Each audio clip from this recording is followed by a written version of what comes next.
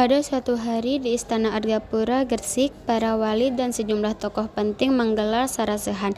Telah hadir Sunan Bonang, Sunan Kalijaga, Sunan Ampel, Sunan Kudus, Tan Gowat alias Syekh Bentong, Pangeran Palembang, Penambahan Madura hingga Syekh Lembah Abang, yaitu Syekh Siti Jenar. Masing-masing hadirin bergantian memaparkan pengetahuan dan pemahaman mereka tentang agama atau hal-hal lainnya. Saat tiba giliran Syekh Lembah Abang, ia berucap dengan mantap menyembah Allah dengan bersujud berkata ruku-rukunya. Pada dasarnya sama dengan Allah, baik yang menyembah maupun yang disembah. Dengan demikian hamba yang berkuasa dan yang menghukum pun hamba juga. Ngabe Irangga Sutrana dan kawan-kawan Centini Tambang Raras Among Raga, Jilid ke-1, tahun 1991, halaman 120 sampai dengan 123. Kata-kata itu membuat forum riuh seketika. Beberapa orang menuding Syekh Lembah Abang berdosa besar karena menyembahnya dirinya dengan Tuhan. Banyak pula yang menyebutnya keblinger, terlalu jauh dalam memahami tawasyub. Syekh Lembah Abang tetap tenang. Dengan kalem, ia menjawab segala tuding yang diarahkan kepadanya. Itu suasana kembali ramai.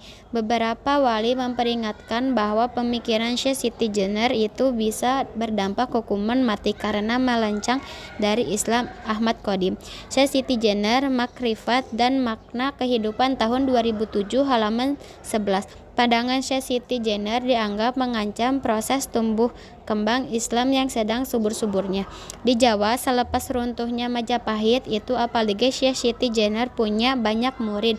Majapahit itu apabila Syekh Siti Jenar punya anak murid dan pengikut yang beberapa diantaranya cukup berpengaruh, sosok sufi yang mematik kontroversi di kalangan Wali Songo.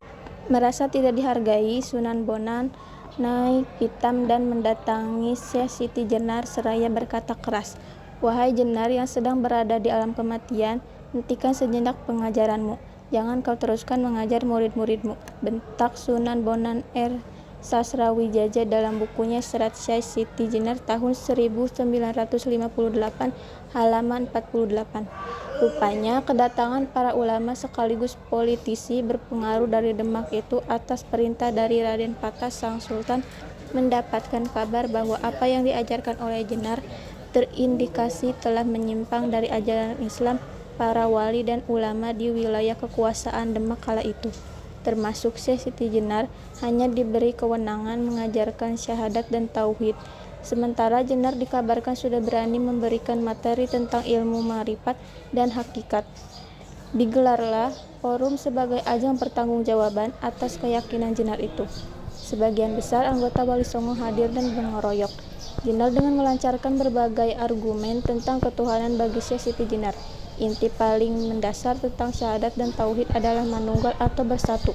Artinya seluruh ciptaan Tuhan pasti akan kembali menyatu dengan yang menciptakan atau yang dikenal dengan manunggaling. Kaula Gusti para wali beramai-ramai menyanggah keyakinan Jenar itu.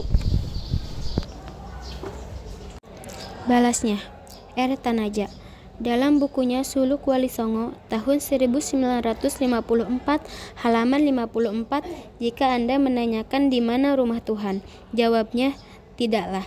Sulit Allah berada pada zat yang tempatnya tidak jauh, yaitu bersemayam di dalam tubuh manusia itu sendiri. Lanjut Syekh Siti Jenar, masih panjang paparan Jenar tentang konsep ketuhanan versinya yang oleh Wali Songo disebut musyrik karena menganggap dirinya sebagai Tuhan. Jenar sebenarnya hanya ingin meyakinkan bahwa manusia dan Sang Pencipta suatu saat nanti bertemu dan bersatu.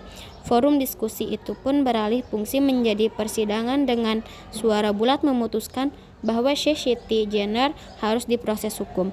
Kemungkinan besar adalah hukuman mati, vonis mati, dijatuhkan kepada Syekh Siti Jenar dalam sidang para wali yang dipergelarkan di Cirebon. Ahmad Qadim dalam bukunya Syekh Siti Jenar, Makrifat dan Makna Kehidupan dalam tahun 2007, halaman 13. Belum dapat dipastikan kapan tepatnya nyawa Jenner dipungkasi. Diperkirakan antara tahun 1515 hingga tahun 1517. Sosok pasti Siti Jenner memang masih menjadi misteri. Namun berdasarkan penemuan jejak pemikirannya yang kemudian dirangkum oleh berbagai sumber berupa babad, serat, kitab, atau bentuk referensi lainnya, Jenner tidak pernah ditakuti mati. Justru itulah yang diyakinkan sebagai titik kesempurnaan manusia, itulah sekelumit dan kaum ulama serta tokoh-tokoh penting dalam pusaran kekuasaan di pusat perdebatan Jawa. Itulah yang juga dikenal dengan nama Siti Jenner. Keberadaan Siti Jenner secara fisik masih menjadi perdebatan lokasi di mana jasadnya dikebumikan.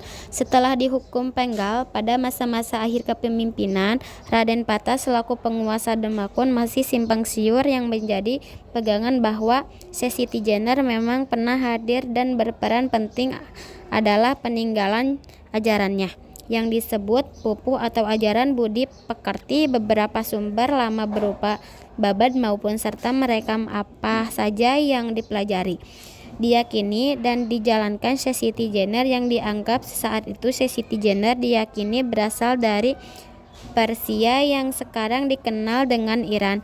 Lahir sekitar 1400 Masehi.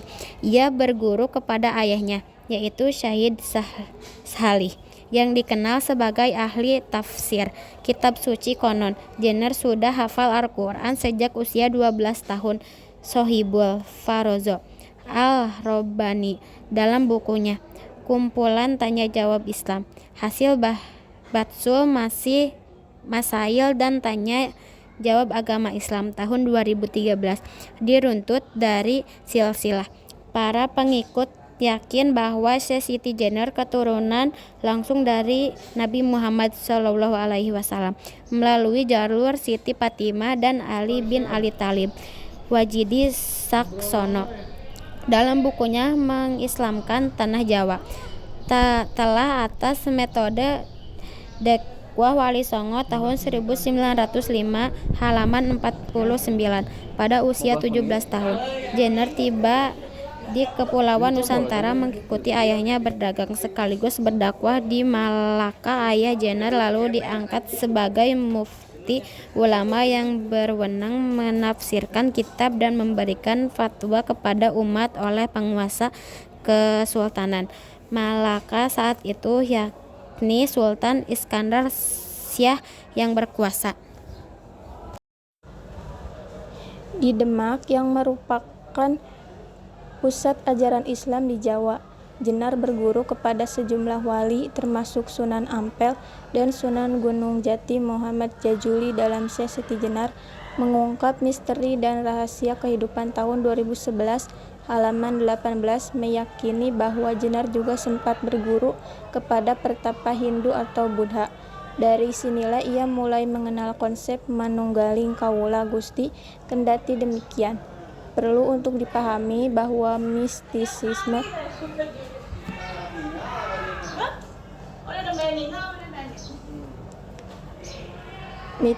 dalam Islam yang dikenal sebagai tasawuf atau sufisme sudah muncul jauh sebelumnya.